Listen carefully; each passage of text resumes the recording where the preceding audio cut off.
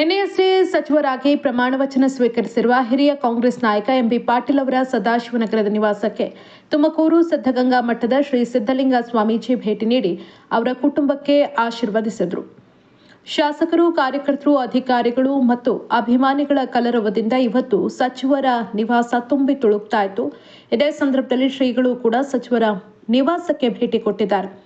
ನಂತರ ಎಂಬಿ ಪಾಟೀಲ್, ಅವರ ಪತ್ನಿ ಆಶಾ ಪಾಟೀಲ್, ಮಕ್ಕಳಾದ ಬಸಂತ್ ಮತ್ತು ಧ್ರುವ್ ಪಾಟೀಲ್ ಎಲ್ಲರೂ ಸ್ವಾಮೀಜಿಗಳ ಪಾದ ಪೂಜೆ ನೆರವೇರಿಸಿದರು.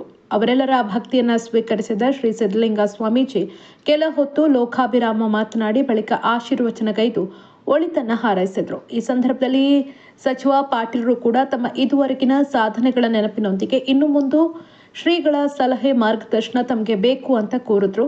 ರಾಜ್ಯದ ಸ್ಥಿತಿಗತಿ, ಮಳೆ ಬೆಳೆ ಇತ್ಯಾದಿಗಳ ಬಗ್ಗೆ ಅಭಿಪ್ರಾಯ ವಿನಿಮಯ ಮಾಡಿಕೊಂಡ ಶ್ರೀಗಳು ತಾವು ಸಕುಟುಂಬ ಪರಿವಾರಾಗಿ ರಾಜ್ಯದ ಸ್ಥಿತಿಗತಿ, ಮಳೆ ಬೆಳೆ ಇತ್ಯಾದಿಗಳ ಬಗ್ಗೆ ಅಭಿಪ್ರಾಯವನ್ನ ವಿನಿಮಯ ಮಾಡಿಕೊಂಡ ಶ್ರೀಗಳು ತಾವು ಸಕುಟುಂಬ ಸಮೇತರಾಗಿ ಸಿದ್ಧಗಂಗೆಯ ಶ್ರೀಮಠಕ್ಕೆ ಆಗಮಿಸಬೇಕು ಅಂತ ಆಹ್ವಾನಿಸಿದ್ರು. ಇದಕ್ಕೂ ಸಚಿವರು ಸಕಾರಾತ್ಮಕವಾಗಿ ಸ್ಪಂದಿಸಿದರು.